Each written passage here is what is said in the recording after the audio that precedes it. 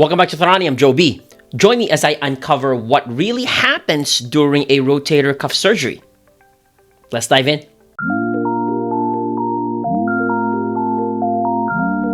For a patient with a right supraspinatus medium to large full thickness tear shown on the MRI, poor mobility and significant weakness will contribute to difficulty performing activities of daily living. If conservative treatment like pain medications, activity modifications, and physical therapy are not successful, then a supraspinatus repair may be the next step. The patient is then brought to the operating room, and after induction of general anesthesia and appropriate positioning, the surgical approach is performed using sterile techniques. The right shoulder is identified prior to skin incision, and the incision is extended appropriately.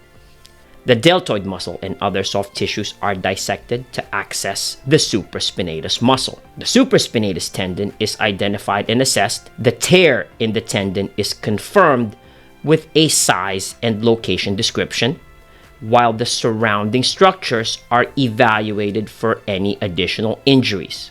The tendon is meticulously prepared for repair. Sutures are placed through the tendon in a simple or mattress configuration. Then the tendon is reattached to the greater tuberosity of the humerus with appropriate tension. Afterwards, the tendon is secured for proper healing. The soft tissues and skin are then closed in layers using absorbable sutures, and the incision site are dressed and sterilely covered. So do you want to know what happens during a lumbar fusion? If so, then watch this next video. Thank you so much.